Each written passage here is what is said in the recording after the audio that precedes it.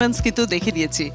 এবারে যাচ্ছি ছোট্ট একটি বিরতিতে। বিরতি থেকে ফিরে দেখব আরো তিনজন প্রতিযোগীর পারফরমেন্স। সো নিচ্ছি বেলামে ব্রেক। স্বপ্ন দেখার দিন এসেছে। কি একটা বাক্স পইরা রইছে ওস্তাদ।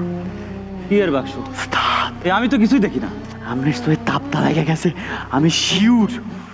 স্বপ্ন দেখার বার ভিড়কে ঠেলে সময় এবার সামনে দাঁড়াবার। Welcome back to Deepto star hunt road to finale.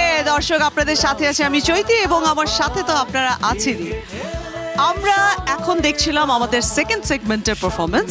আমরা তিনজনের পারফরমেন্স দেখে ফেলেছি এবং এবারে আমি মঞ্চে আমন্ত্রণ জানাতে চাই সঞ্জিদাকে।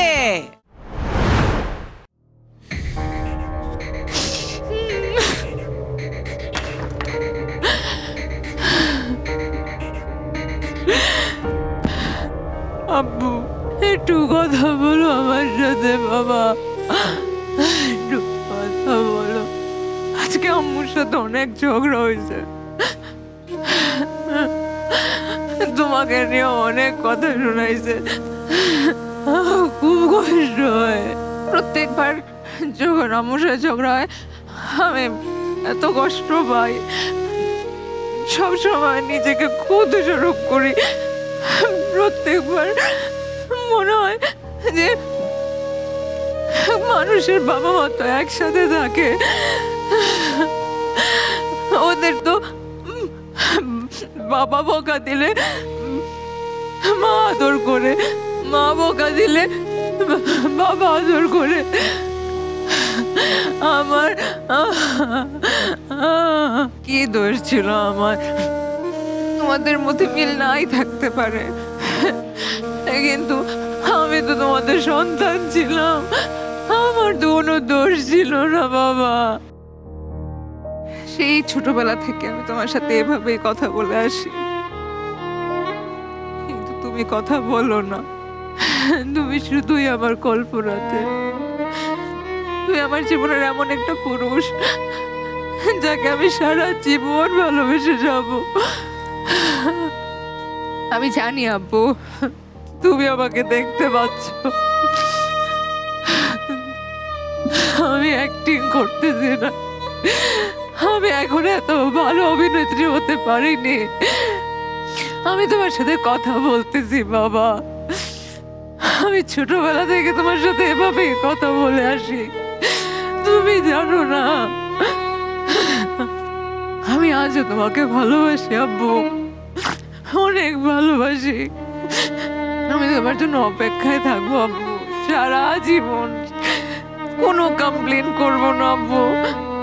একবার ফেরত আসো আব্বু, একবার ফেরত আসো আব্বু, একবার ফেরত আসো আব্বু।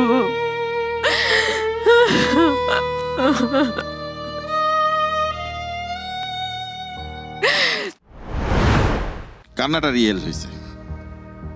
ওই কান্নাটাকে অ্যাকচুয়ালি আরো অনেক কমিয়ে দিয়ে সাবজেক্ট ম্যাটার যেটা চুজ করেছো, গ্রাম্পি লুকিং বাবাকেও বসিয়েছো, আমি সেটাও অ্যাকসেপ্ট করছি।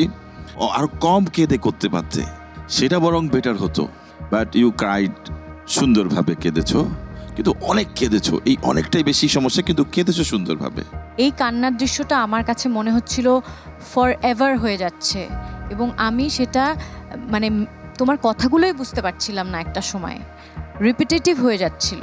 যখন শুরু হলো তখন আমি যেরকম মনে হচ্ছিল আমার কাছে যে আপনি খুব ধীরে সুস্থে এটা শুরু করছেন, ওরকম কিছু একই কথা আবার ঘুরে ফিরে বলছি যে পজের ব্যবহারগুলো যদি করা যেত।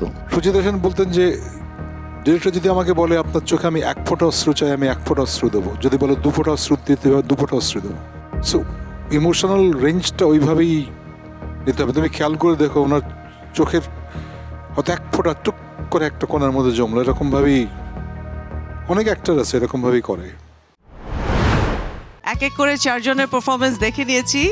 এই পর্যায়ে আমি ডেকে নিতে চাই আমাদের রাজকে।